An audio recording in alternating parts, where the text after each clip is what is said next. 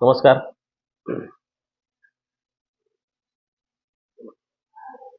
सदर बघा, महाविकास आघाडी ही आमची तयार झालेली आहे, बरोबर आहे. त्याच्यामध्ये प्रामुख्याने काँग्रेस पक्ष असू द्या, बहुजन विकास आघाडी आहे, मनसे आहे, आरपी आहे, इतर कोणते पक्ष असतील, तेही संघटना असतील, त्या सर्व आहेत त्यामध्ये. आणि बघितल्यानंतर महायुती महाविकास आघाडी जी आहे, त्यांचा प्रचार किंवा त्यांचे उमेदवार एक चांगल्या प्रकारे रिझल्ट येतोय समोर.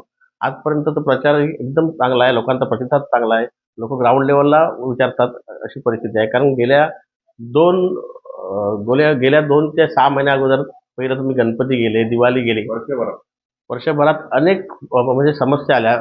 आज पहिल्यांदा या वर्षी असं झालं की गणपती खड्ड्यात गेले, दिवाळी खड्ड्यात गेली, नवरात्री खड्ड्यात गेली, अशा प्रकारचे सण या खड्ड्यात गेले. हे अनेक वर्षापासून असं कधी घडलं नव्हतं, परंतु याच वर्षी हे घडलं.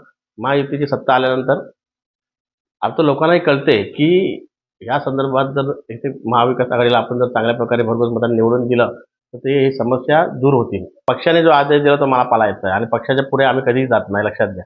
आता मला महाविकास आघाडीच्या माध्यमातून मला ही जबाबदारी दिलेली आहे की 20 नंबर वॉर्ड सुद्धा बघायचा आहे, 21 नंबर बघायचा आहे आणि 22 नंबर बघायचा आहे. या तिन्ही वॉर्डला लक्ष द्यायचं आहे आणि त्याला भरघोस मताने विजयी करायचं आहे. आणि मी या तिन्ही वॉर्डला रोज रोज चांगल्या प्रकारे फिरत असतो, लोकांपर्यंत पोहोचत असतो. आमचे बघा ना, प्रफुल्ल पाटील साहेब एक आमचे आहेत, एक आमचे 16 नंबरला पाटेकर ताई आहे. म्हणजे आम्हाला हे कॅन्डिडेट दिलेले आहेत आणि त्याच्यानंतर पुढचा भाग असेल तो काय वेगळा असेल. परंतु या मतांना किंवा ह्या लोकांना भरघोस मतांनी कसं निवडून द्यायचं हे आम्ही प्रयत्न करत आहोत.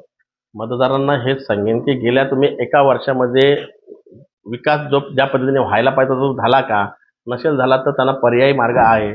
आज महाविकास आघाडी इथे निवडणूक लढत आहेत.